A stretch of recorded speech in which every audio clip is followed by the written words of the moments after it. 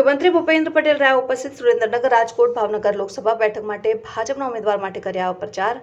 કેન્દ્રમાં ફરી એકવાર અમારી સરકાર બનવાની છે, તે પણ સ્પષ્ટ બહુમતી સાથે દેશમાં આગામી દિવસોમાં વધુ વિકાસ માટે કાર્ય કરવામાં આવશે। વિકસિત ભારતના સ્વપ્નને સાકાર કરવા માટે મત આપવા કરી અપીલ। સુરેન્દ્રનગર બેઠકના ઉમેદવાર ચંદુભાઈ શિહોરા, ભાવનગરના ઉમેદવાર નીમુબેન બામભણિયા રહ્યા હાજર। પ્રથમ વખત મતદાન કરનાર યુવાનોને મત આપવા કરી અપીલ।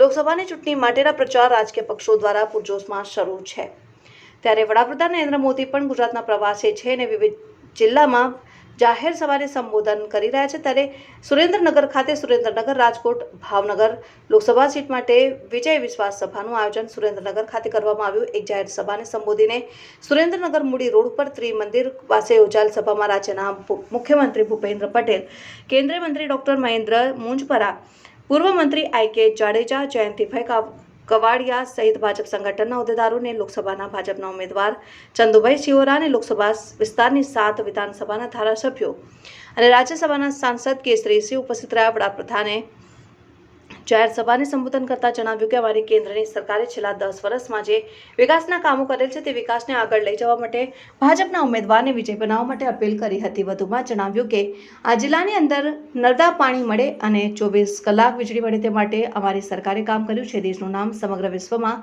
આગવા સ્થાને પહોંચ્યું છે અને દેશની અંદર નોંધપાત્ર કામો કરવામાં આવ્યા છે, જેમાં રામ મંદિર, સંકલ્પ યાત્રા થકી ગ્રામ્ય વિસ્તારોમાં સરકારની યોજનાના લાભ લોકોને મળ્યા છે। આ વિસ્તારમાં નર્મદાના પાણી આવવાથી જિલ્લામાં ખેતીને વેગ મળ્યો છે।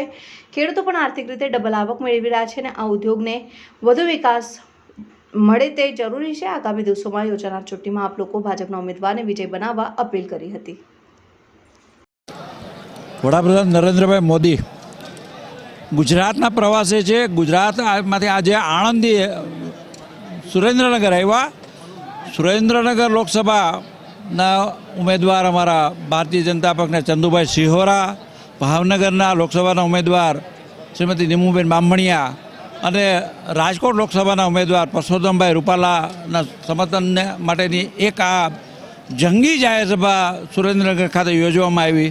વડાપ્રધાનની સાથે સૌરાષ્ટ્રની પ્રજાનું એક આત્મીય જોડાણ છે। વડાપ્રધાનની સાથે એમનો એવો લાગણીનો સંબંધ છે કે નર્મદા જળ જ્યારે વડાપ્રધાન નરેન્દ્રભાઈ મોદી મુખ્યમંત્રી હતા અને સૌની યોજનાના મીઠા જળ એ વાયા સુરેન્દ્રનગર સૌરાષ્ટ્રમાં પહોંચાડ્યા, ત્યારે આજે જ્યારે નરેન્દ્રભાઈ સુરેન્દ્રનગર આવ્યા, સુરેન્દ્રનગરના કાર્યકર્તાઓમાં તો હર્ષ ઉલ્લાસ છે જ, પરંતુ પ્રજાજનોમાં પણ એક ઉત્સુકતા છે, એક આનંદ છે।